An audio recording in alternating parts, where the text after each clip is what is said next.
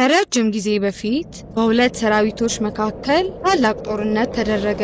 በአንድ በኩል ንጉሥ ሳኦል የሚመራው እስራኤላውያን፣ በሌላ በኩል ደግሞ ኃያል ጠላት የሆኑት ፍልስጤማውያን ነበሩ። ሁለቱም ሰራዊቶች በሸለቆ በተለያየ ተራራ ላይ ሰፍረው ነበር። ፍልስጤማውያን ጎልያድ የሚባል ተዋጊ ነበራቸው። እርሱ ግዙፍ ነበር፣ ከማንኛውም ሰው በጣም የሚረዝም ከባድ ትጥቅ ለብሶ ግዙፍ ጦር ይዞ ጋሻ ጃግሬውም ከፊቱ ይሄድ ነበር። ጎልያድ በየቀኑ ወጥቶ ወደ እስራኤላውያን እየጮኸ እኔን የሚዋጋ ሰው ላኩ፣ እሱ ካሸነፈ እኛ አገልጋዮቻችሁ እንሆናለን፣ እኔ ካሸነፍኩ ግን እናንተ አገልጋዮቼ ትሆናላችሁ ይላቸው ነበር። እስራኤላውያን በፍርሃት ተዋጡ። እርሱን ለመዋጋት የደፈረ ማንም አልነበረም። ይህ በእንዲህ እንዳለ በአንዲት ትንሽ መንደር ዳዊት የሚባል ወጣት እረኛ ይኖር ነበር። ከ8 ወንድሞቹ እርሱ ታናሽ ነበር። 3ቱ ታላላቅ ወንድሞቹ ከንጉሥ ሳኦል ጋር እየተዋጉ በሰራዊቱ ውስጥ ነበሩ።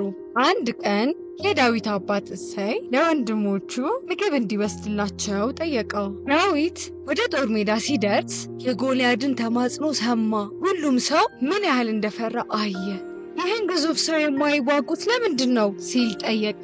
ወታደሮቹ ጎልያድን ያሸነፈውን ንጉሥ እንደሚሸልመው ነገሩት። ነገር ግን ጎልያድ በጣም ጠንካራም እንደሆነ ነገሩት። ዳዊት ግን አልፈራም። በጎቼን ለመጠበቅ አንበሶችንና ድቦችን ተዋግቻለሁ ሲል ለንጉሥ ሳኦል ነገረው። እግዚአብሔር በዚያን ጊዜ ረድቶኛል፣ አሁንም ይረዳኛል አለው። ሳኦል የራሱን ትጥቅ ለዳዊት ሊሰጠው ሞከረ፣ ነገር ግን በጣም ትልቅና ከባድ ነበር። ስለዚህ ዳዊት ወንዝ ውስጥ ያሉ 5 ለስላሳ ድንጋዮችንና ወንጭፉን ብቻ ወሰደ። ጎልያድ ዳዊትን ባየ ጊዜ ሳቀ። በዱላ ትመጣብኝ ዘንድ ውሻ መሰልኩህን እያለ አፌዘበት።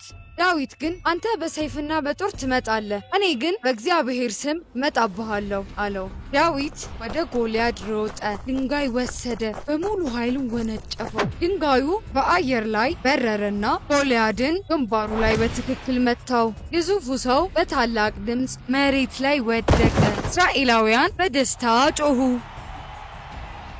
ፍልስጤማውያን በፍርሃት ሸሹ።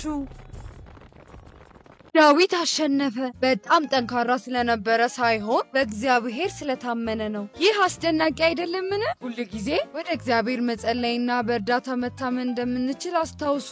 የዛሬው የመጽሐፍ ቅዱስ ታሪክ ስለሰማችሁ እናመሰግናለን። በሚቀጥለው እስክንገናኝ ደህና ሁኑ ልጆች።